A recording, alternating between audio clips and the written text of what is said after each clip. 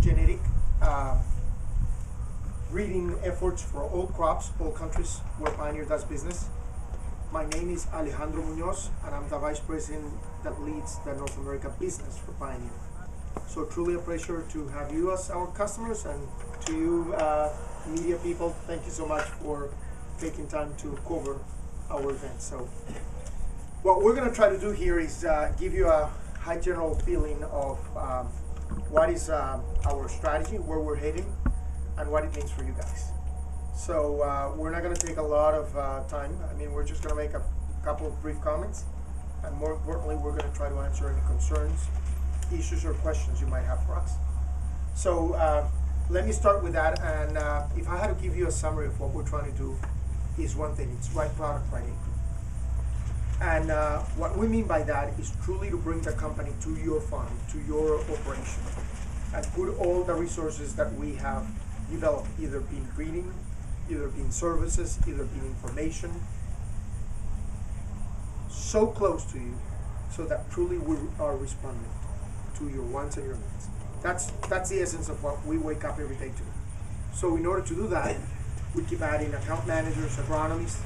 We're actually building a production plant here in the state of Missouri, and we continue to invest in every area so that we can deliver on the promise of bringing you a product and information and service levels that really respond to your needs. We know that no farmer is truly interested on what is the average of the state, or what is the average of the Midwest, or what is the average of the United States. That's good information, good to know, but at the end of the day, what you care for is how many bushels did I get out of my fields, right? I mean, and we've got to be then very responsive to that. And then everything that we're trying to work goes into just doing that. And that's why you've seen that we've put more salespeople, more technical people out there, so that we can understand your needs. And then through John and his organization, obviously do all the area of genetic gain, and through my section, do all the service and information delivery. So I'm going to stop right there, let John do a couple comments on his section, and then we'll go and open it up for any questions. So the right product, right acre concept permeates into the research side as well. And you know, if you look back at Pioneer maybe 20 years ago, our goal was to create some great yielding hybrids and soybean products that went across a pretty broad and expansive geography. And we're really switched now to say what works regionally, so we can get a better product for each of the unique environmental conditions that you guys have to face. Obviously, that takes a lot of investment, and there's been a major increase in research investment over the past 5 years. In fact, if we just look at this particular sales area that you guys reside in, we've had a threefold increase in the number of maize breeders, corn breeders that are working on products. Now, corn breeding still takes 6 to 10 years, so you don't see that impact right away. But I think in the next 3 to 4 years, you're going to see some major improvements in the productivity of the corn products. We're also investing in technologies. And I don't know if you had a chance to see the Boreas machine. Have you seen that behind you? This big white machine? It's really designed to help us evaluate stalk breakage or green snap, as well as root lodging, a lot better than we have in the past.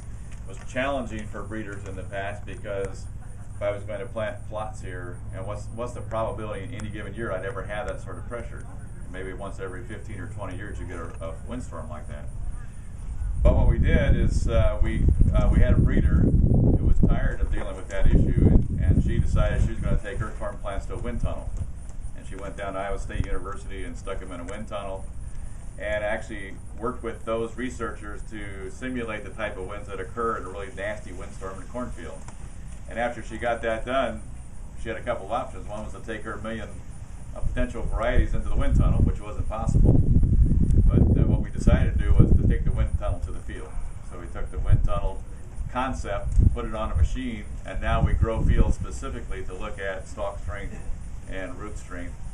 Set them up with irrigation so they're primed for being at their weakest point, and then run that machine through, which simulates really high winds, and actually snap the corn, and we can figure out which hybrids are very susceptible and which are more tolerant. We've also used the same technology to start identifying the genes that control that particular trait. And now it enables the breeders to use these molecular marker technologies that we talk about to really start looking at that particular trait. So those are some of the things that are going on in research. Another one that's going to impact you is what is called impact, and I think you might see it as you go around to some of the other tour stops. But this is an effort to really increase the amount of testing that we do in the local areas for the products that are approaching commercialization. In the past, we put them on growers' fields. And now we're actually hiring a professional staff to put them out. So there's no cost to the grower except to donate the land, and we're getting very high quality results. It also allows us to test products that have transgenes in them that haven't been completely deregulated yet, which we couldn't do on just a grower's field without having some supervision. So this stuff's going out, and there's a large expansion this year and a second wave of impact trials coming next year. Again, is to put more plots out there so that we can better identify specific environmental conditions that each hybrid works well on. So I think with that, I'll stop and we'll just open it up if there's questions or if your media has questions. You guys want to compete with the media? Yeah.